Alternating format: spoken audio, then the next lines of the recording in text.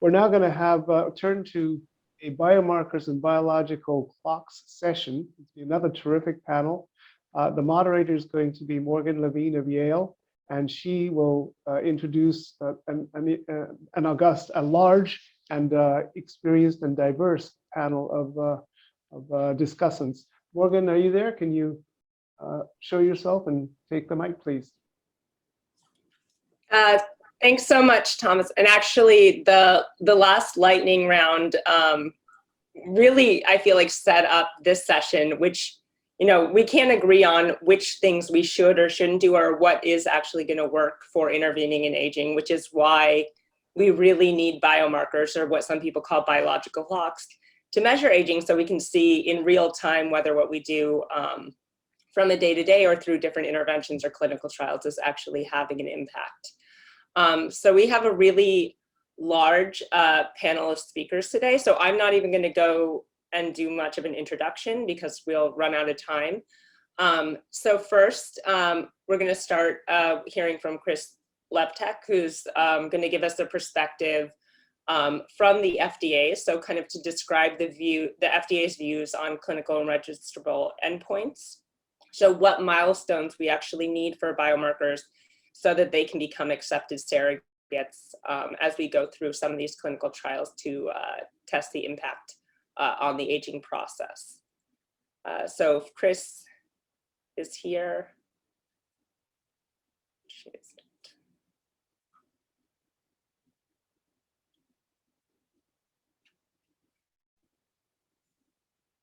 Here he comes. 1 second.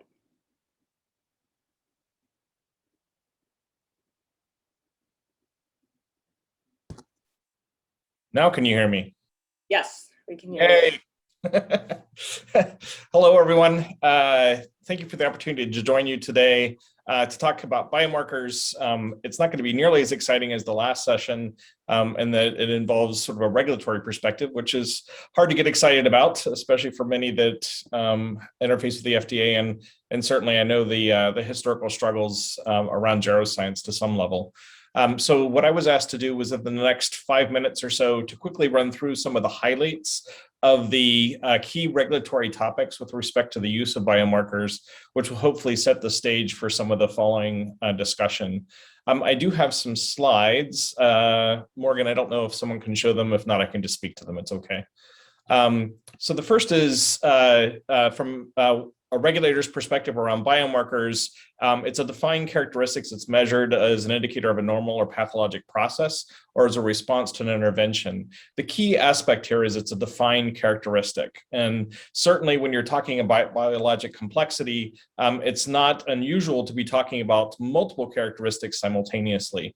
And certainly the agency considers that, and that would be more of a composite type view. But the key here is that it's a defined characteristic.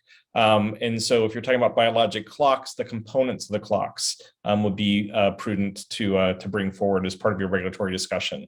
They can be defined molecularly, histologic, radiographic, physiologic, digital. Certainly there's no restriction in that regard. What a biomarker is not is how a patient feels, functions, and survives, which is the paradigm upon which drugs are approved at the FDA.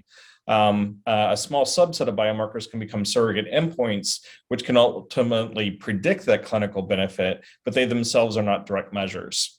Just as a side note, the agency does interface with other regulatory bodies and has standing discussions with EMA. And so if you're interfacing with FDA, know that the approach there is consistent, at least with EMA. Next slide.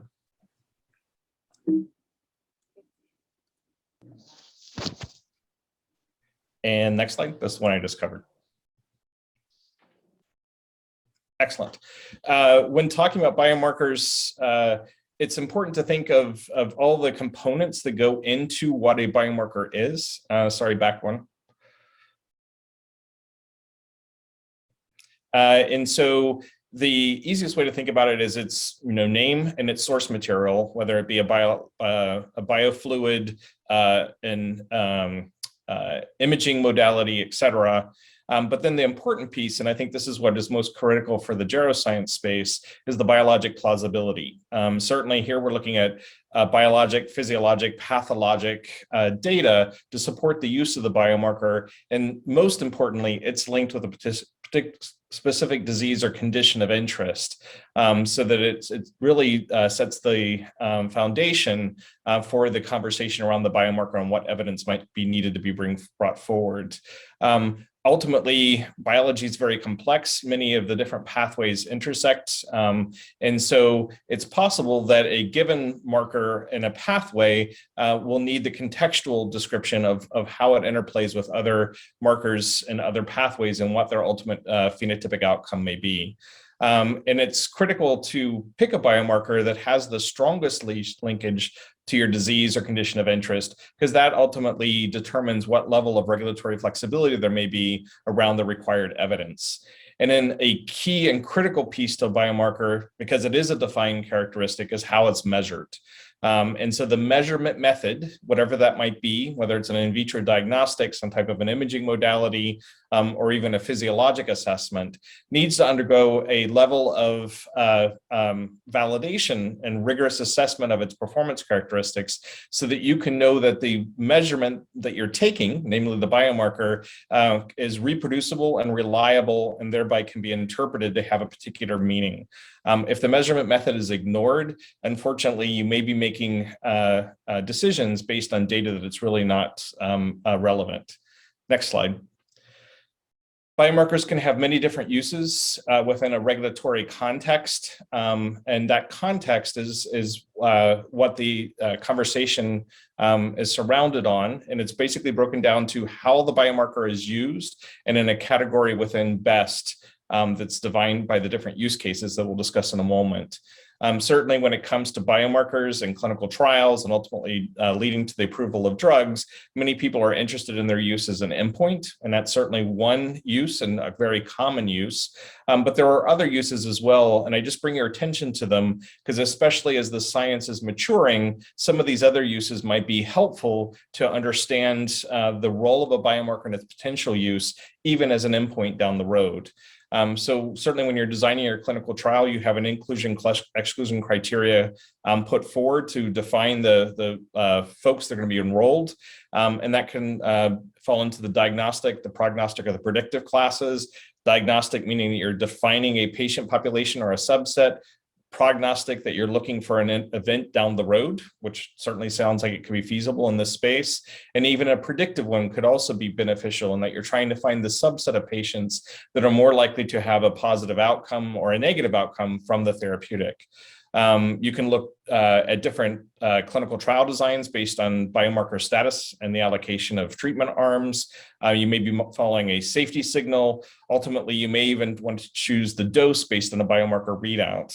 And then finally, it can, in fact, become an endpoint in a trial. And if it's shown to predict clinical benefit, then it could, in fact, be a surrogate. But I just want to mention that that is a very small subset of the biomarker space. Next slide. So what I just discussed is shown pictorially on this slide. So certainly if folks have a normal physiology, but yet they have the ability to, or susceptibility to develop disease in the future, you can be looking at a series of risk biomarkers. And these are quite common, especially in predicting disease in the future. And there's different algorithms that have been developed for cardiovascular risks, et cetera.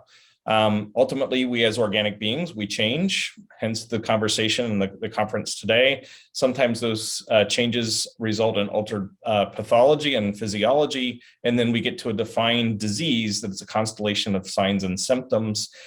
Here we can be talking about biomarkers as being diagnostic, monitoring, certainly over the course of time, different disease conditions can wax and wane if they're of a chronic nature, or even prognostic, where we're trying to predict an event in the future. Once a therapy is in play, you can be talking about target engagement for a proof of concept. You could be looking at predictive and subsetting for patients.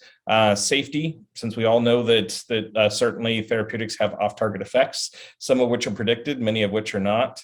And then ultimately, if we can change the course of that disease, slow its progression, or even reverse it, then we may be getting into the response and benefit space. And ultimately, if it predicts clinical benefit, then we're talking about a surrogate endpoint. Next slide.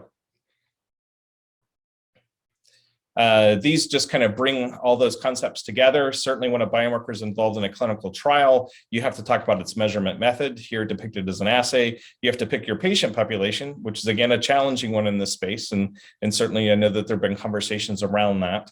And then ultimately designing your clinical trial accordingly.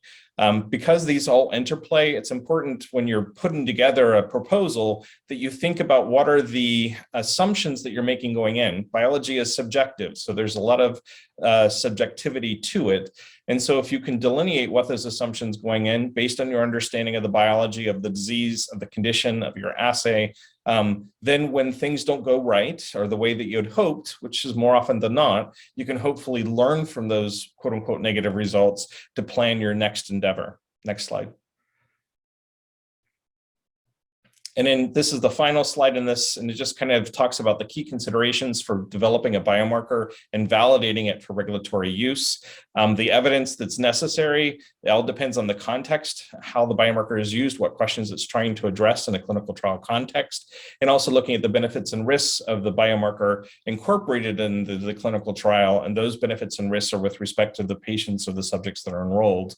Essential for the validation effort is to specify what the marker is, what its defined characteristic may be, defining the particular tool, test, or measurement method that's involved, and making sure that that method has been analytically and clinically validated to support that particular use.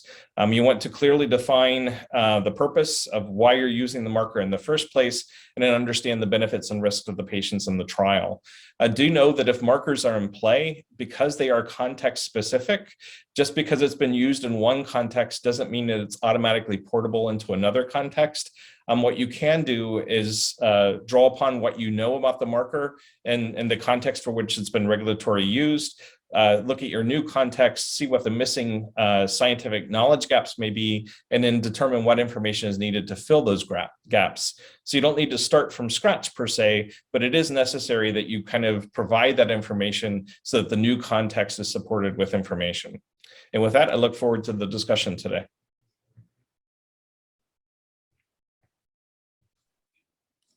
Thanks so much, Chris. So actually, before we invite the other panelists on, I actually had a question for you. In terms of the context of developing biomarkers for aging, rather than what's traditionally been done for developing biomarkers for disease, do you think this is an uphill battle, or do you have any kind of advice on how we should frame this? Because in terms of the sufficient quality of evidence, we don't have a specific agreed upon outcome for which we can show our biomarkers predictive of. So do you think biomarkers of aging need, like therapeutics, to be tied to specific diseases themselves? It depends what the intended outcome is. If the goal is to ultimately have a drug or a medical product approved through a regulatory process, there are restrictions. There's a framework upon which the FDA works. And at present, we approve drugs based on a disease. And as you know, some of the folks that are participating in today's conference, there was an ongoing discussion at the commissioner's level prior to my departure from FDA, and we had a similar conversation as we're having this afternoon. And certainly that was part of that conversation was trying to figure out the regulatory hurdle, which it is, if age is currently not defined as a disease.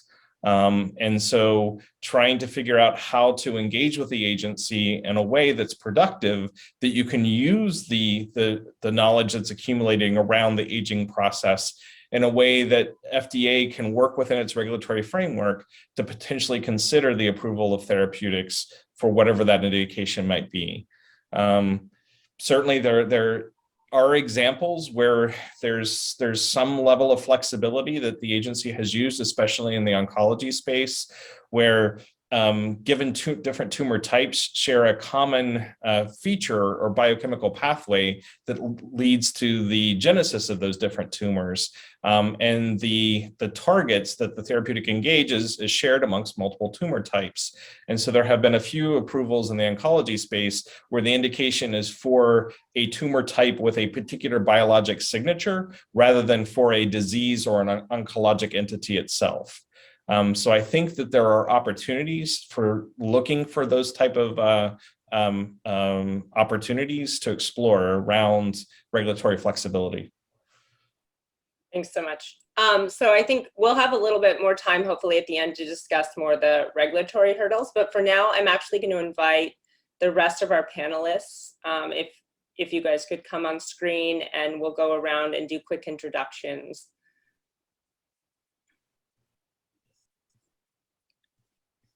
Oh, okay, somebody should enable me to share video. It says the host stopped it. Perfect. Okay, I think everyone's here. So I guess if each of you, we can go around if you want to just take a few minutes to describe who you are, what your work in this field is, and really, any pertinent things that you think we should talk about as a group. And then we can do kind of a Q&A and at the end have audience questions. So I guess we'll start just in the order that you guys were listed. So Dan Belsky, if you want to start first.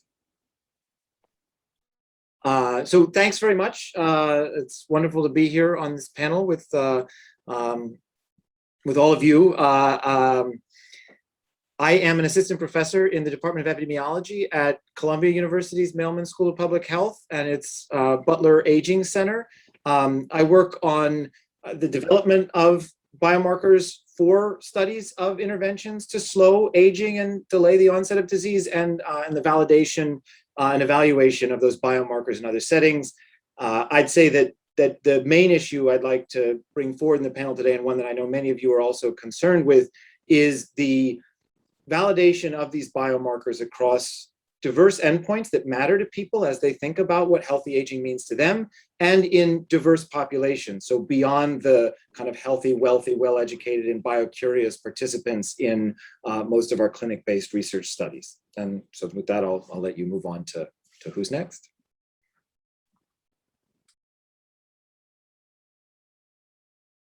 Sorry, I was muted. Next, we'll have the other Daniel Ives, if you want to unmute and introduce yourself. Thanks, Morgan. Hello, everybody. I'm Daniel. I'm CEO of Shift Bioscience. We're based in the UK. I'm a mitochondrial biologist by training. I got interested in the methylation clocks because I was trying to place the mitochondria amongst the sort of broader aging landscape, and actually told me something that I didn't want to hear, which was I was working on the wrong problem. Then I got even more interested in clocks, and recently causal clocks or driver clocks, where the line between the actual biology and the biomarker breaks down. So I'm sort of very interested from the biological plausibility front, where the biomarker is the biology, and secondarily the role that powerful interventions can play. So we have a huge effect size. We can do a lot more as far as validating biomarkers in a reasonable time frame. All right, and Bobby Brooke. Hi, my name is Bobby Brooke. I'm a bioengineer by training, and I'm the CEO of a startup company named Intervene Immune. And we had conducted a trial over the last several years targeting thymus regeneration or immune system regeneration, where we used a drug cocktail trying to kind of prevent or stave off kind of normal age-related immune system decline in healthy older men. And we had an interesting effect from that, where we're able to reverse epigenetic aging a bit in this population across all established epigenetic aging clocks. We also saw an improvement of a variety of other kind of clinically meaningful biomarkers, including like an MRI of the thymus that showed very kind of unequivocal regeneration. And we're now doing a larger study called the TRIM-X trial. That's a 100-person study enrolling people across the US with that same drug cocktail, this kind of personalized regimen targeting thymus regeneration. It was through that work that I got to know Steve Horvath at UCLA. And last year, we formed the Clock Foundation, which is a nonprofit spin out of UCLA in the Horvath lab, that is kind of dedicated to making epigenetic aging clocks more broadly available, helping kind of drive down the cost of testing, and also just ensure that the kind of rigorous methods can be used for clinical trials, but then also for preclinical studies and in vitro studies. You may be familiar with, there's a new Horvath mammalian array that's now been tested on over 200 different mammalian species. So you can do kind of preclinical studies with rodents. There's also companion pet testing that's available. But yeah, that's our work, and kind of one component of that, one significant component of that is making sure that these epigenetic aging clocks and other aging biomarkers can be used as surrogate trial endpoints, excuse me, in clinical trials. And that's something Chris mentioned is like a unique subset of aging biomarker, but it's something we're very focused on, is enabling treatments and these kind of putative longevity drugs and agents to be kind of formally approved and kind of and used for aging and preventative medicine. Thanks, Avi. Michelle, Keller. Great, thank you.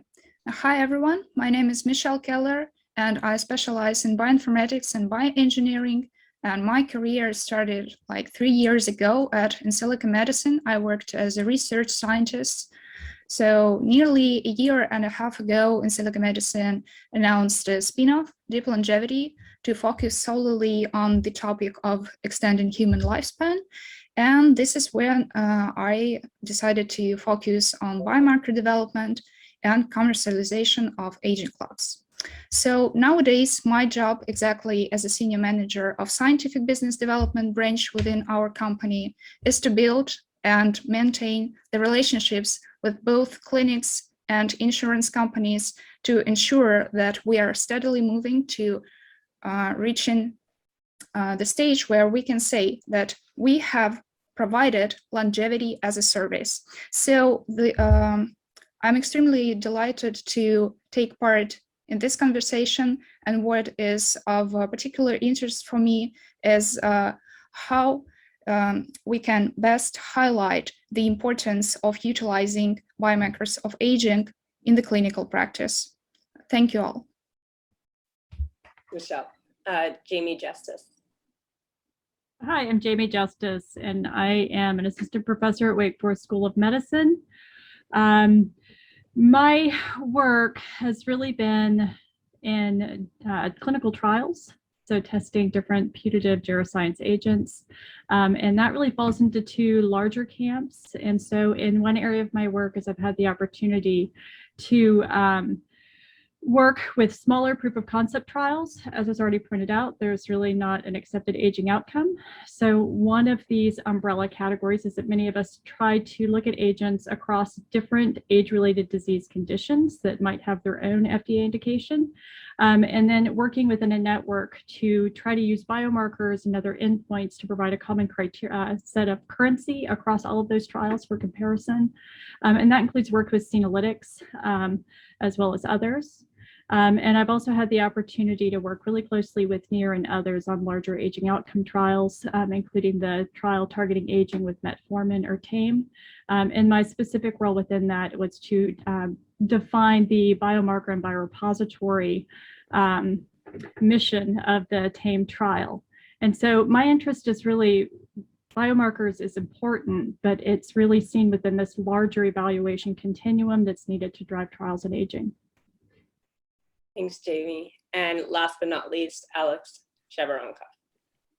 Hi, everybody. Well, first of all, I would like to thank you for inviting me to this conference. Metabesity has been a wonderful conference for many, many years, and Zan and Thomas managed to turn it into a mega conference now. So very happy to be accompanying them on this journey.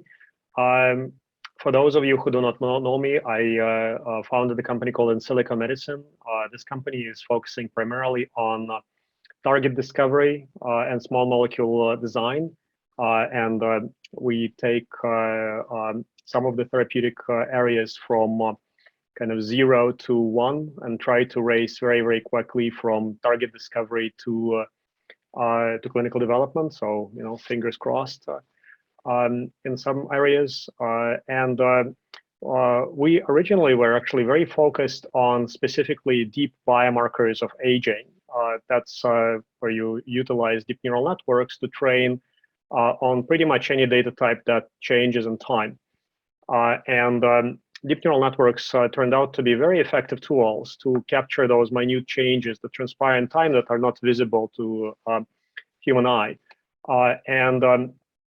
We started looking at different experiments around those networks, also looking at predicting age within a specific age group, and looking at the differences in importance of different features from age group to age group, trying to establish causal maps, and started retraining those networks on specific diseases. So that allows you to find some targets and pathways that you can turn into possibly useful therapeutics. And in 2019, we spun off a company called Deep Longevity, which took a portfolio of those clocks and started catering to primarily clinicians and also insurance companies, and launched an app that allows you to play around with many clocks to see, which ones are ticking faster or slower. I'm deeply passionate about aging clocks. I think that kind of Steve Horvath managed to open the door for a new industry, maybe possibly a Nobel Prize one day. I'm very happy to be looking at the applications of those aging clocks in many diseases. I wish we could use more of them in a clinical setting as we go through clinical trials. Unfortunately, the current regulatory landscape does not really allow for that to happen, even in phase 1s, as I just learned. Yeah, very happy to be with you here today, and I'm very deeply passionate about aging clocks.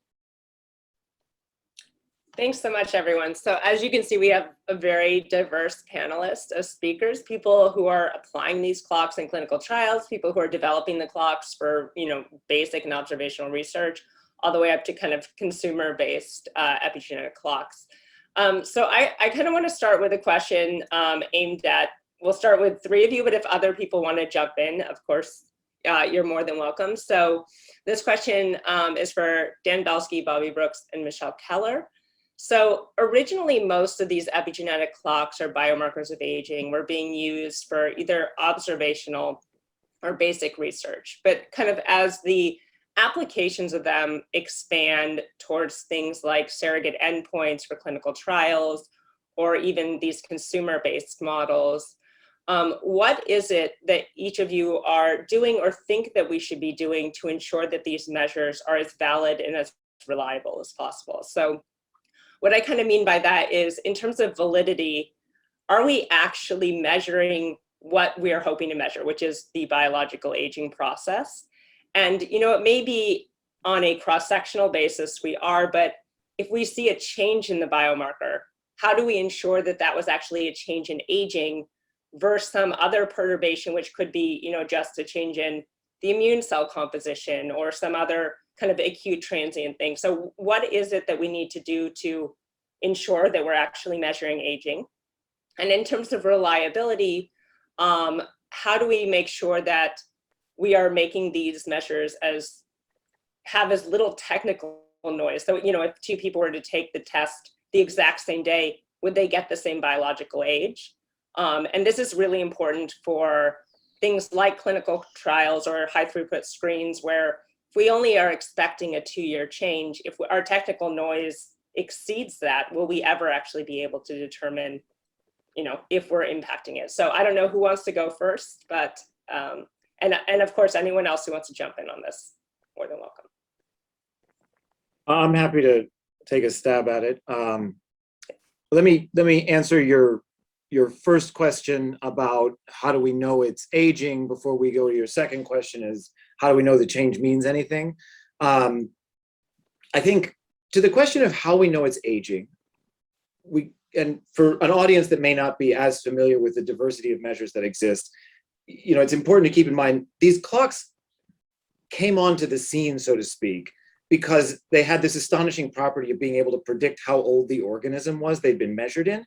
And if our blood cells only hang around for 2 to 3 weeks, it's fairly remarkable that the DNA from these cells carries on it chemical tags that can tell us when the organism was born, even if that was 20, 40, 60, 80 years ago. That's an astonishing sort of biotechnological discovery, and the development of these age predictors has really been an extraordinary step forward in understanding what we can observe from our biology.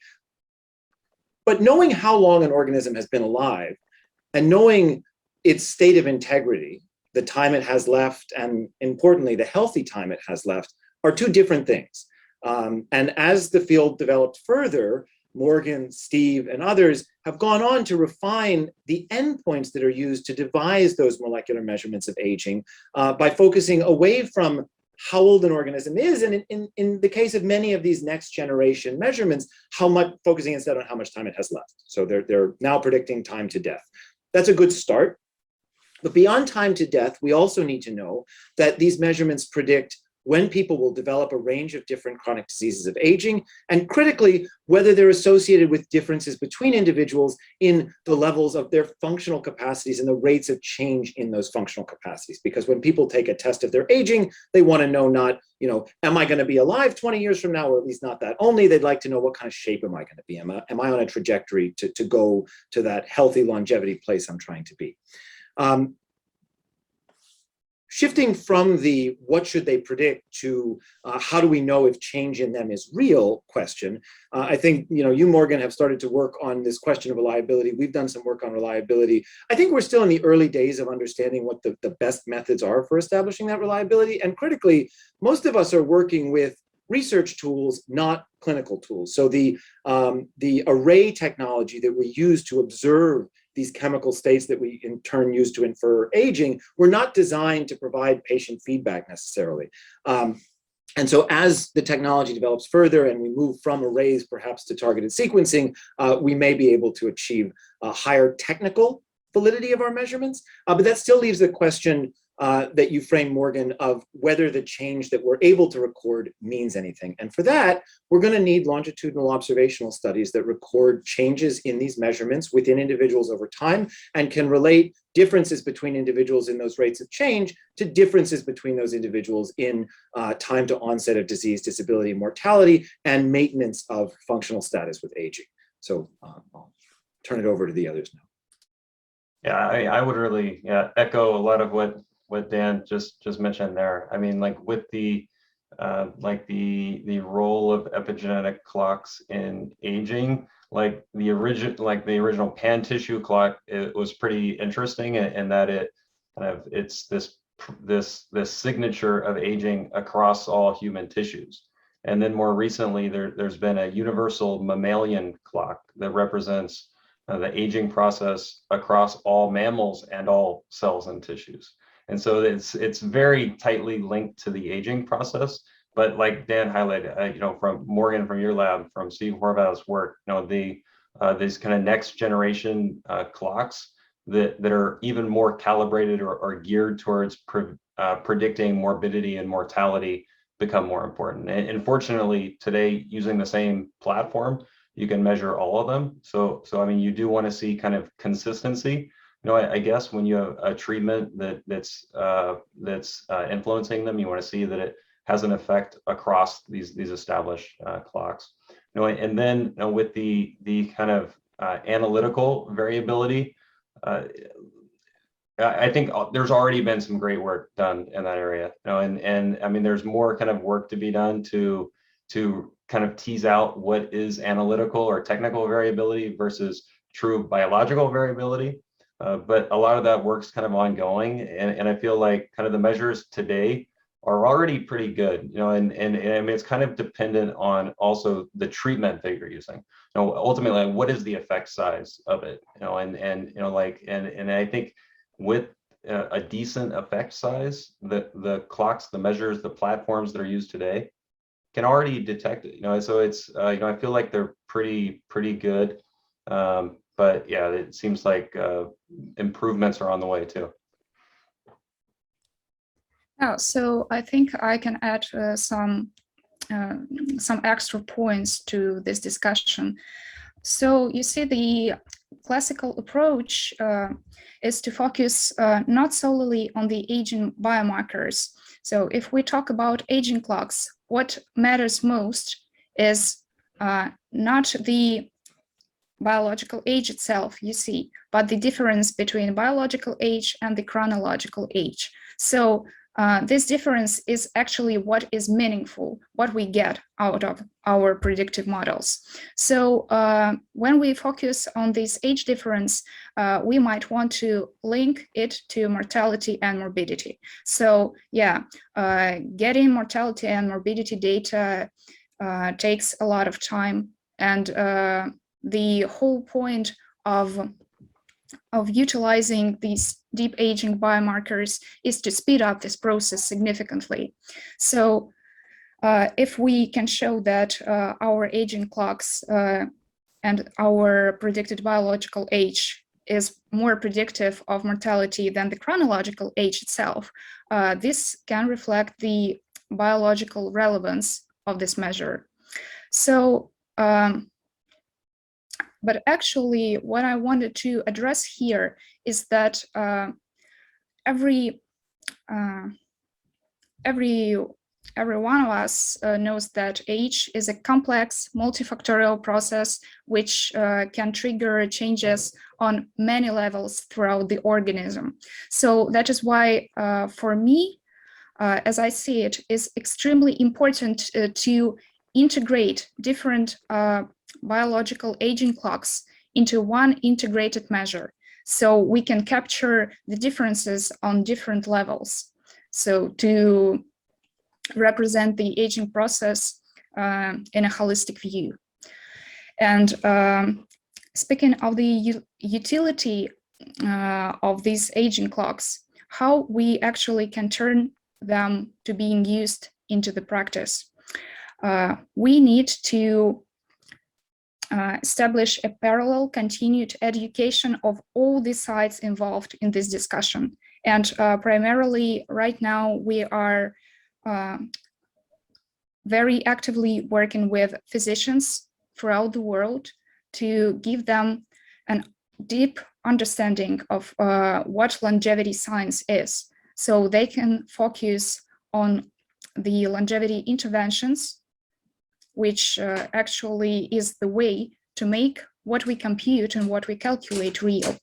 So I think that the real reliability of every biomarker invented is something which shall be extensively researched with the practicing physicians. So this is what we are aiming at, a deep longevity. And I think some of you can share this view. Thank you.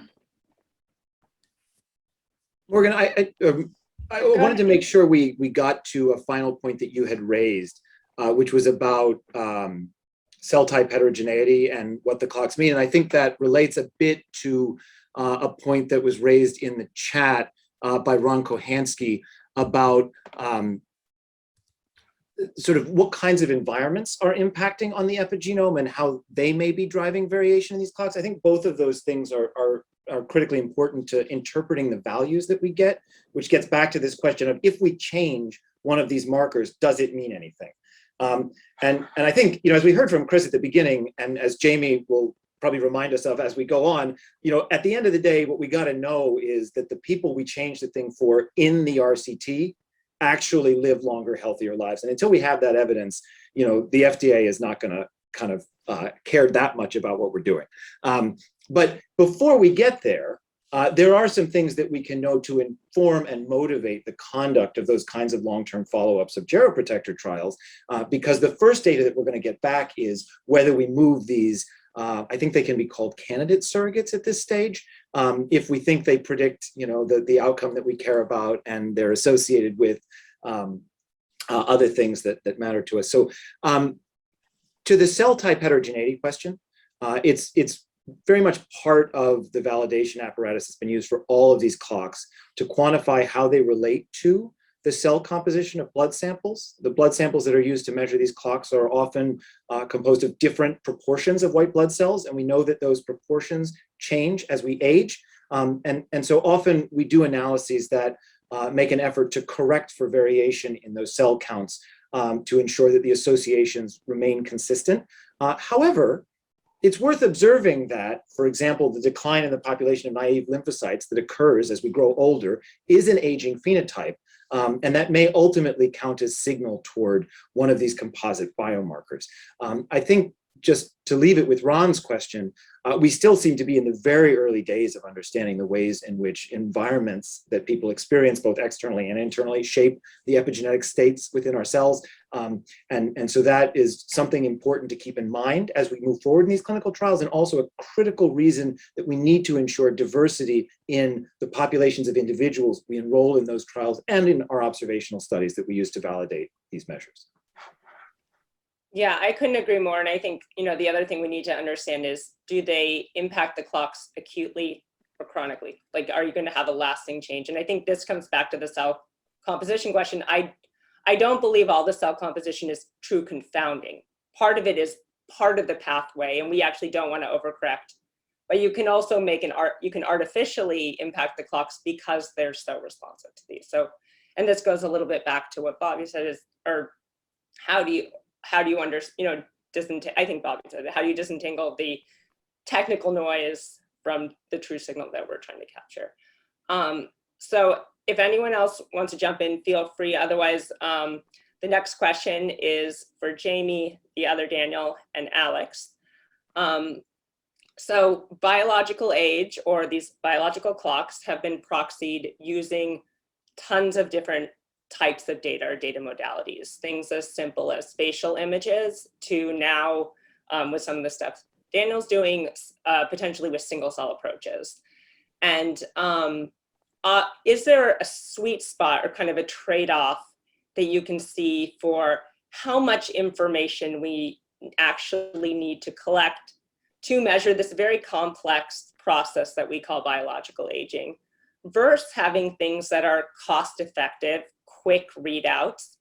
And of course, this may be context dependent. So what you might want for a clinical trial might not be the same thing that you would want for a high throughput screen or some other thing. So how do you think we should prioritize biomarker development? What types of data modalities do you think might be the most informative? And kind of frame that in terms of the different contexts that they might be applied to. So I don't know, whoever wants to start, feel free to jump. Can start if you guys want. I first is just to reiterate that a couple of points have already been made. Dan made like 5 of my points for me, so thank you. But of course, the context is really important. But thinking about just sort of the larger concept of aging is that knowing, as has already been said, that aging is multifactorial. I think the assumption that we're ever going to have sort of a one-size-fits-all biomarker, even within a single context, is I don't think it's within reach. Is that just like aging is not one disease process, it's not just one process. That we also need to have a biomarker strategy that is similarly sort of encompassing. And, so I think some of the sweet spot then is in finding, something that reveals some of the underlying mechanisms, but at the same time, really demonstrate some of those integrative and emergent properties that are inherent when we're looking sort of across that continuum of what we expect this sort of aging phenotype to be. And that's actually, I was a late sell on some of the clocks and DNA methylation biomarkers, but once that those have been refined, that I think they're one of the great examples that are coming out of using a signature, but really basing it on something that is tuned to detect that phenotypic or even change in physiology, if some of Dan's newer stuff does, is that, I think that that's really important as sort of a tuning signal and something that's really, I think will become inherently meaningful, both as a biomarker for trials, but importantly as well is that there is some grasp of that being meaningful change. That I think is also sort of important for users. And then the next point that again was already so well made for me is that that there's not an accepted outcome. And so when I'm thinking about this with this trade-off, right, between this cost versus information, because there's really not an aging outcome yet or something that we've all grasped, and that might feel a little bit more like a moving target, is that, I think it's going to be really important for us to balance the two is that there's something great about having this targeted approach of looking at really specific, simple, easy to interpret biomarkers.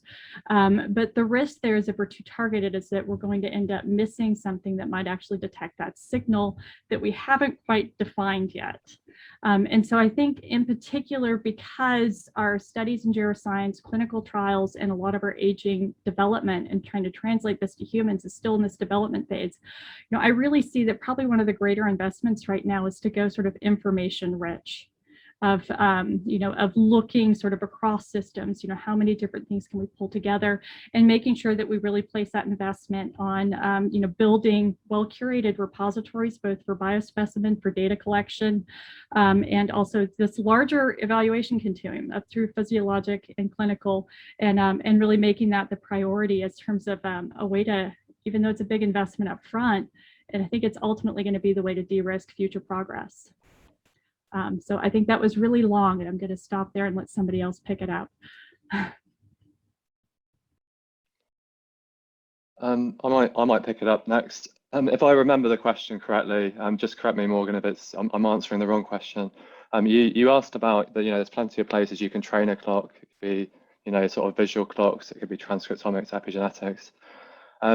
I think these clocks are fascinating because they largely remain alien technologies. We use this method, we arrive at them, but we don't understand, how do we interpret where they came from and things like that. So the only way to really do that is to intervene with these biomarkers. Say it's transcriptomics, you intervene with a gene, you see how that affects the system. If it's epigenetics, you intervene with a particular methylation site and you see what happens. And I think that's going to that holds the most promise because we can start sort of zooming in on the underlying biology. And this is the promise of these, large arrays and these rich omics. If they are successful, we're going to find the solutions, and then we can be very efficient because we can measure that underlying biology specifically. So I think there's a transition phase where, it's the maximum omics, multi-omics is the next frontier, like training clocks across sort of everything simultaneously in the same patients. So if those, omics technology is successful, we should actually start zoning in on the underlying biology. And that's great. Once we've got the biology, we've got the plausibility, which is useful, as far as what's been discussed. We can look at, what clinical indications are most linked to that underlying biology, so we can be much more specific. I really think, trying to intervene in the system and get some real world feedback is going to give us so much information, and that should be a priority. So I think that many points have been already made. I actually want to resonate with Jamie that data collection is probably the most important aspect of developing a better understanding of aging, and efforts such as UK Biobank and many others have been already made to do that, maybe not with this purpose. I actually think we need to go even one step further and try to, instead of doing better data collection, we should start considering storing samples over time without even touching them, and only open them in the future when we can process them on much more sophisticated data-rich equipment that gives you much higher resolution of those samples. And the reason I'm saying that is that, well, the question was, about the clocks, and I think that the quality and the utility of the clock comes from an application. So what do you need it for? Because if you just want to know the person's age, the best biomarker is in the passport. Actually, the fact that you have a passport is already a biomarker of aging, because you don't usually, in many countries, you don't get it before you're 18. So you can say, okay, I can guess your age by you're already 18 to 100. And pictures are great biomarkers of aging. So we've published a paper on that a while ago, showing that you can use just visual biomarkers and also identify which features contribute to the deep neural networks kind of prediction of your age. But why would you use it? Well, you would use it for plastic surgery or some cosmetic interventions, or maybe even some longitudinal interventions where you're trying to see if there is any effect on the skin, or some other visual representations of the human body. I think that I value mostly the clocks that are linked to interventions. So you design a clock to identify the intervention, and you utilize that intervention to also validate and utilize your clocks. So that's why one of the first clocks that we've developed a while ago was actually transcriptomic aging clock. And that work stemmed from another experiment we did in 2015, where we trained deep neural networks to predict the differentiation state of the cells using transcriptomic data, going all the way from embryonic stem cells to mature cell types, to something called biotime, and identified some of the drivers of differentiation. We thought, interesting. Now we can probably use transcriptomics to predict the chronological age on tissue-specific level, and identify some of the similar, targets that might be driving that process. But then you also retrain on diseases, and you can find some of the targets that might be related might be implicated in disease, and at the same time age-related. So that's what you want to get to also make it commercially viable. And then you can use the same approach to test the drug that you are developing for the target to see if it influences the clock. So if I were to find the most practical clock, I would say transcriptomics, proteomics, that's the way to go. But technically, you should look at all levels of zoom, going all the way from, one of the really cool biomarkers, that's what I kind of did my PhD in, was the racemization of amino acids and proteins in the course of aging. So all of our amino acids and proteins originally are left, and they racemize over time, so they become, you get to kind of a racemate solution, but some amino acids racemize faster than the others, so you can actually use it in all kinds of forensic science to predict the age of your bones that you found somewhere. Well, not bones, but remains. So that's one application. If you are talking to physicians, they would want to see the biomarkers that react to current interventions. So something that they can present to the patient and say, hey guys, well, I'm doing this and this and this, you are becoming younger, or where you are not aging as quickly. Or some performance metric. So I think all clocks are useful. We should not really try to discriminate clocks. We need to have clock diversity, just like in the environment, right? So it's very tempting to try to standardize clocks and create a community that basically says, okay, those are the clock rules. But right now, I think it's important to go by application and experiment with those clocks as much as possible. Again, deep bow to Horvath for doing what he did, because he opened up also a huge kind of Pandora's box for interventions, and now people are investing in companies that are doing cellular reprogramming, trying to link Yamanaka with methylation. Maybe methylation is a great data type, but it doesn't really give you the insights into the biology as deeply as transcriptomics, proteomics do. But I think that you need to combine many of those clocks and try to see, to have a holistic view of the process, and at the same time be able to go to the most granular view possible. And I think the only way to do that is to be able to process the samples after the person has already died.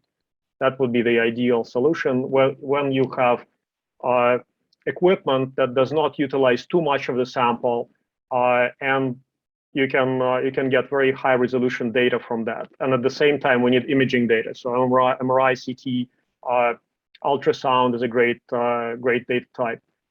So we should treat all data equally and look at it as poker. Actually published a paper with George Church a while ago on kind of light data economics. So we should try to look at the value of data as we look at the value of money.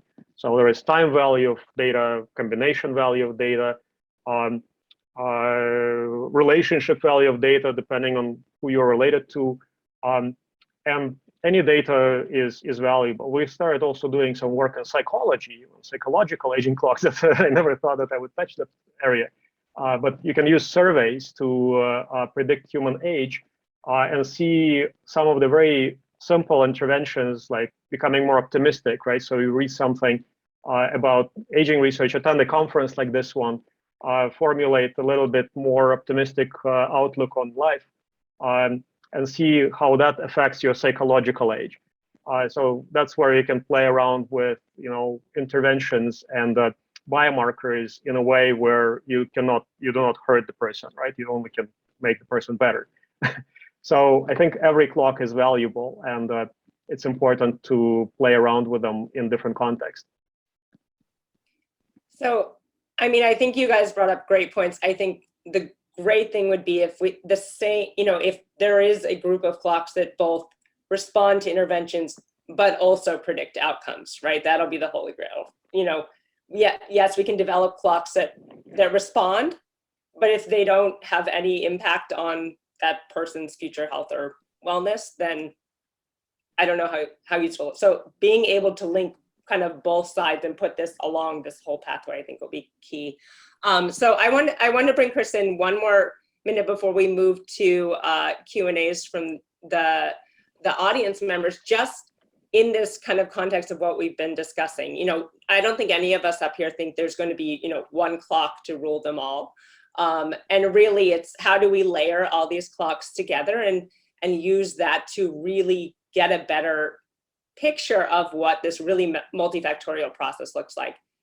However, I think the one issue, and Chris will probably have better insight on this than I do, is the regulatory process around that. So my understanding is, most of the biomarkers for major diseases that have, that the FDA accepts are single variables that we know how, what their role is in this process that we're trying to intervene in. So things like LDL or tumor volume or HbA1c. When we're talking aging and we're talking, not just one clock, but layering the clocks, is that going to prevent us from actually seeking any sort of regulatory approval for those types of biomarkers, because they're going to be probably more complex and black box, and it's going to be harder to kind of show how they're mechanistically involved in the process we're trying to intervene in. So I don't know if Chris, you have opinions on that. Right. I mean, complexity doesn't prevent a regulatory conversation. It just makes it more complex, much like the topic itself. The majority of the biomarkers, when they were first studied, were looked at as single entities. However, I would say the majority of the biomarker development that's ongoing and that's planned is around composites for the reasons that the panelists have mentioned. And certainly there's different machine learning techniques, et cetera, to develop algorithms. Those algorithms are based on the biology, sometimes with a stronger understanding of each member of that composite, perhaps for others, not at all. The more biologic grounding you can put to your composite or your clock, whatever you want to call it, just helps the FDA to have a better understanding of where the information gaps are. If you're saying that this composite is made up of 100 different entities and we don't really understand the biology of any of them, that's a really difficult conversation to have. It doesn't mean that it's impossible, but it is difficult. So the more that you can ground the components of your composite into the biology, the better. But certainly there's an opportunity to move that forward. And I was actually surprised that a number of the panelists were talking about imaging biomarkers. I hadn't really considered that in the geroscience space. And certainly in imaging modalities, there's opportunity for machine reads, and you can get really creative with this, and folks do. What I would recommend is the FDA doesn't care how you created your algorithm. So play around, figure out what works, what doesn't. And then when you think that you have something mature, they have a conversation with at the science level as it would support a drug approval, that's when you would engage the FDA. Perfect. So if audience members have questions for the panelists, please put them in the Q&A box. I think there were some in the chat that I can go ahead and start off reading. But anyone else who has another question. So I think, Chris, there is a question for you, which is, what is an informative range of time it takes to qualify a marker? E.g., is it 1 to 3 years? How many biomarkers have been qualified? Right. And basically, how practical is this going to be? Well, you have to start somewhere. I mean, there's a lot of unknowns here in this space. And as I shared in the chat box, it's not necessary to have a biomarker be formally qualified for it to be used in the drug program. So certainly the majority of the biomarker work historically, and even for novel biomarkers in development, are still in the drug-specific space under an investigational new drug. So a given company is engaging with FDA around their overall program. And if a biomarker is a part of that overall development effort, they will have conversations and negotiations with the agency around what information will be needed depending on that use. There is an advantage to qualification because it is a public process. The information is made public. And as I shared in the chat, there's an opportunity then for collaboration, sharing resources, sharing data. The majority of the time spent for qualification is on whoever is developing the biomarker. It's not regulatory review that's slowing things down. And that, over the 10 plus years I was affiliated with the qualification program, the majority of the time was waiting for information to come back to us after we had given our recommendations. So it's hard to put a strict time limit on it. For the review of just the 3-step process, the review times themselves are looking at close to 18 months to 2 years. So there's certainly intervening time in between each of those submissions. So it is a multi-year process. There was another question in the chat for Bobby. So what sort of resolution do we have for these next gen clocks? So if TRIM2, which for people who don't know, this is a part of the Grimmage clock, shows a 2-year reversal, what are there kind of error bars that we can interpret around that?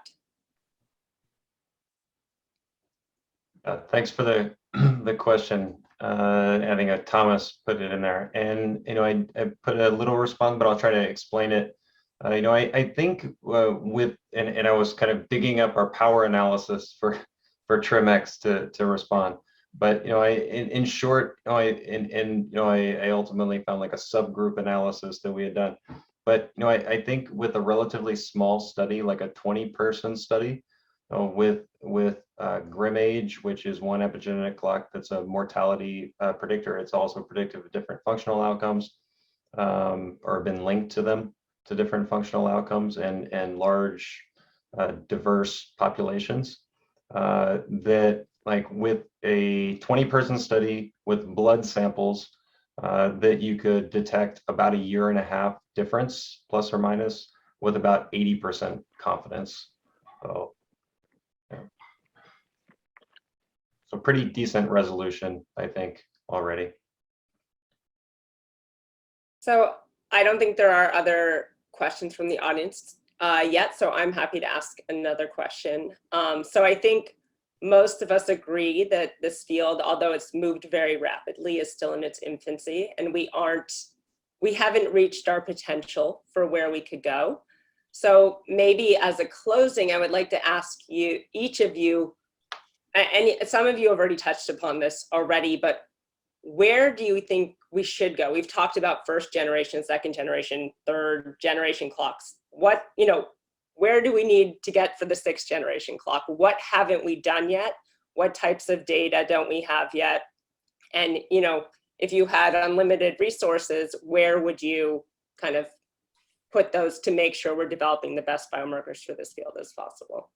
So Morgan, maybe I'll just jump in first, because I want to sort of throw 2 things out there, basically. One of them is that we've certainly invested our effort in developing these biomarkers to focus on change rather than differences in level between people. So, the platform for that discovery has been the Dunedin longitudinal study, which follows 1,000 people and has taken diverse measures of their physiology and function at repeated intervals across adult life. And so what we model is differences between those individuals in how fast their bodies are deteriorating, with the theory that that quantity, that rate of change, may ultimately be more sensitive to intervention than the accumulated amount of aging that's occurred in a person over time. I suspect that that kind of within-person design is an important direction. And actually, I was at a meeting last weekend, and Steve was there as well, in which a someone from the audience came forward and suggested that really where we needed to go were studies that had much more intensive measurement of large numbers of people over long periods of time. So if time and cost were not an object and you could build a data set that had 50 repeated observations of 1,000 people over 50 years, then maybe we'd really be somewhere. That is not terribly plausible. But we can, I think, focus increasingly on looking at individual trajectories of change rather than in differences between people at a static point in time. So that'd be one point. The other is to make better use of the vast quantities of blood stored in the freezers of medical centers around the country. And Jamie may have more to add to this, but I think that there are many randomized trials of interventions that we suspect improve lifespan and may in fact modify critical hallmarks of aging in ways that affect our candidate biomarkers. And really a next phase in the development of these markers should be a more expansive platform for testing their responsiveness to these interventions. So we've worked to develop a methylation database within an NIA-run trial of calorie restriction in non-obese healthy humans. But there are many other interventions that have been scaled much further where this kind of follow-up could be done. And that may help us sort of refine our methodology and our targets.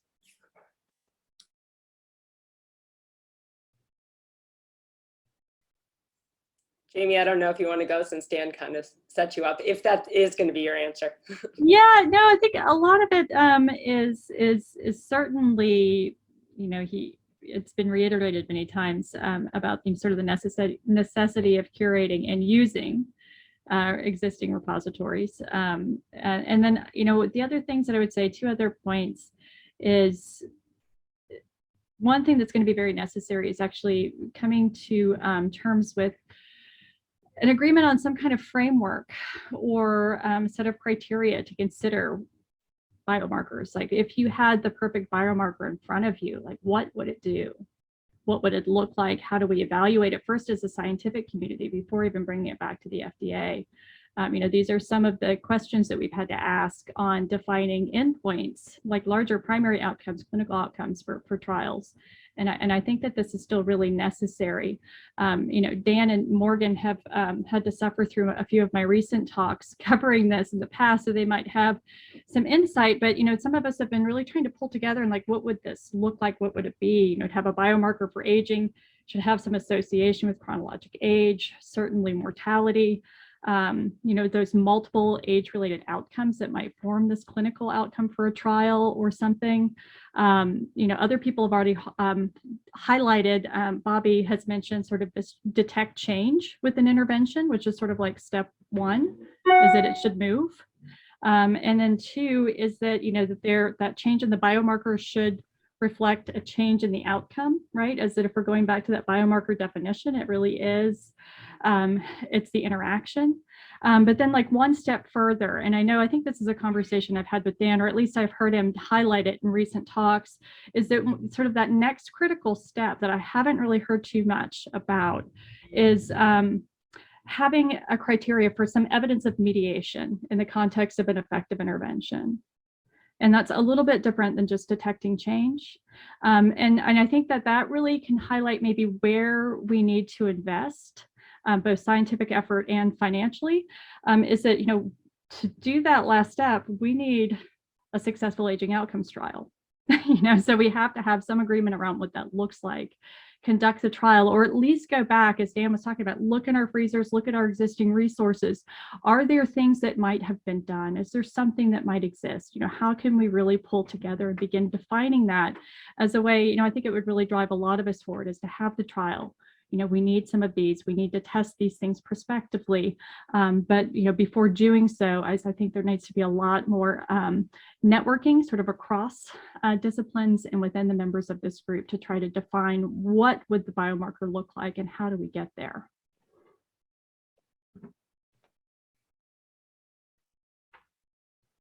And I'm going on mute. Morgan, I guess I can go next. Yep. So certainly the use of stored samples is a great start. Certainly there's the stability concerns, and you might be running samples that are dead and you really don't know. What I haven't heard too much today, and I'm not familiar with all the the details of the biomarkers that are in this space is the focus on the analytics and the validation piece of this. That you could have a great biomarker, and if your assay is horrible, you could be throwing out a good biomarker and never know it. So at some level, you really need to focus on your analytic validation, especially around operator characteristics, intra and interoperability. You know, I'm assuming these are not commercially run, or even if they are, they're probably not validated for the purpose that you're using them. So that you could at least do some, even a quick and dirty study, just to see, you know, can two labs use the same specimen and get the same result? If you can't do that, then you're wasting your time and your money. So that's where I would put my effort. Yeah, I mean, to follow up on that, I know that I just happened to have a conversation about this, I think yesterday, that in the earlier days of statins and sort of before that, that there were all the regional labs set up to try to standardize what cholesterol ratings would look like. You know, are we going to get to a place where we end up with these sort of regional aging biomarker standard sets? I don't know. I'm just putting that out there for other people to answer because I don't have a clue. Right.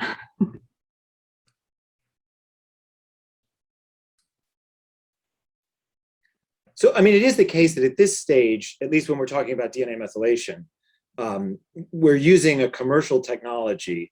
I think the question of the inter-lab variability is an interesting one. There's also just inter-batch variability within lab, and Morgan's lab has a preprint up recently suggesting that you know, even within batch, things are far from perfect in the world that we live in. And so there are questions about whether we can solve that problem using the existing technology, or to what extent you know, new tools may ultimately be needed. Yeah, because you need to know what your normal variability is of just the assay before you can figure out if whatever change you're detecting, you know, to get to that next question, is it clinically meaningful? And so, you know, you can't kind of skip the one question and go straight to the second. Absolutely. So yeah, actually for aging biomarkers, we did a preprint a while ago. You can use aging biomarkers for quality control of the samples. So if the variability within a specific data type is too high, or mean absolute error is just big, you can, you know, either look deeper into the sample or discard it. So when you work with large data sets, that's what we do usually. But I actually wanted to pose a quick question to the panel, but Chris, don't respond to that because you probably know. What do you think? What do you think is the average age of a participant in a phase 1 trial? Guys, anybody? A phase 1 trial for what? I think it depends again on the context. For anything. Well, actually, let's say for a chronic disease. So something that, I mean, excuse me? 24 years old. Damn, okay, I should probably have said that. I mean, you know the regulatory environment quite well, right? So that's why I asked Chris not to answer, but you know that, right?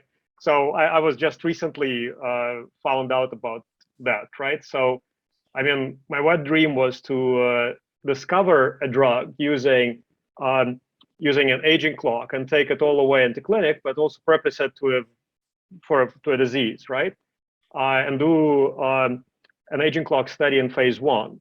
But then if everybody's college age, it's kind of, it's not possible, right? So if you run a biomarker study on a 24-year-old, and I think it would be great to have more variability in age in phase 1s. Then we would be able to see possibly even retrospectively the effects of some of those aging clocks on regular drugs.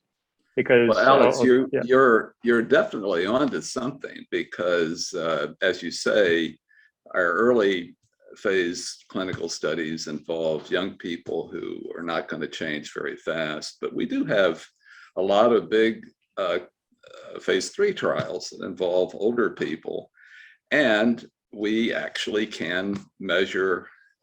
We do measure clinical endpoints, and these samples can be banked and measured to make some kind of correlation. And for example, we have Novo pursuing a Alzheimer, or let's say a dementia improvement with their SGLT, with their GLP-1 agonist. And so that's an opportunity to look at. Oh, that wow, kind of that's actually a correlation. very good idea. So Yeah, see, so good, good, I good, think good, that, good, but good, you're good also, panel. I'm going to come, I think you're already onto something else, which is also a gold mine. And this relates to the big challenge of being able to measure effects in a short period of time. And to be able to correlate with some kind of clinical benefit, or let's say a functional benefit. We talked about this in the regulatory session on Tuesday, and we focused on gate speed, and Dan knows all about this with his colleague, Lena Rasmussen, showing that you can, and there are all kinds of data that show that gate speed is remarkably predictive of clinical outcome.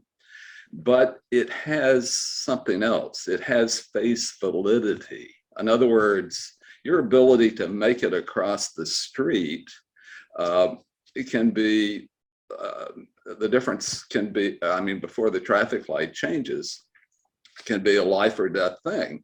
If you are just struggling to get across the street by the time the traffic light changes. So the point is, we can start with functional changes that have face validity and start to make some correlations. And coming back to you, and you're going to think this is a joke, but I talk about face validity. I take your work with facial recognition and correlating that with aging, and applying AI to that, using big data to make these correlations, so that there is that potential to show a correlation with a, well, facial validity. Sorry about that. Oh, but that's a great input, actually. Phase 3 trial, if you could also unblind the healthy controls later on, that would also be great, because yeah, so some of those trials are, especially for Alzheimer's, it would be great to later be able to unblind the healthy controls to see how your drug is affecting the healthy. Right. Well, what a marvelous discussion this has been. Morgan, thank you so much for pulling this together. It's just been great, and we can't thank you enough. I think we're out of time and we have to go over to Thomas, but I want to thank you all for what was really a terrific discussion.